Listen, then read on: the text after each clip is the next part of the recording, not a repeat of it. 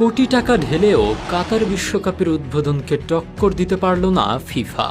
Football বিশ্বকাপের দীর্ঘ ৯২ বছরের ইতিহাসে প্রথমবার উদ্বোধনী মঞ্চে পবিত্র কোরআন তেলাওয়াত করে পুরো বিশ্বকে চমকে দিয়েছিল কাতার। হলিউড কিংবদন্তি মর্গান ফ্রিম্যান আর দুই পাবিহীন অদম্য যুবক গনিমাল মুফতার সেই জাদুকরী ও আবেগঘন মুহূর্ত আজও কোটি মানুষের হৃদয়ে গেঁথে আছে। কাতারের সেই মানবিক আবেদন আর শ্রেষ্ঠত্ব ফুটবল ইতিহাসে এক অনন্য অধ্যায়।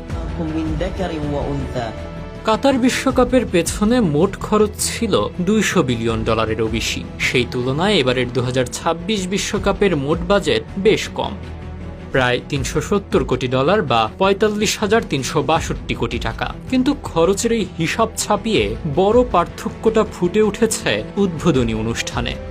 মেক্সিকোর আজতেকা স্টেডিয়ামে শাকিরা আর বার্নাবয়দের এনে কোটি কোটি টাকা খরচ করে গ্ল্যামার ছড়ানো হয়েছে ঠিকই, কিন্তু কাতারের সেই মন ছুঁয়ে যাওয়া আবেগের কাছে তা একদমই ফিকে। জৌলুস আর তারকাদের মেলা বসিয়েও ভক্তদের মনে আগেরবারের সেই উন্মাদনা ফেরাতে ব্যর্থ ফুটবলের সর্বোচ্চ নিয়ন্ত্রণ সংস্থা।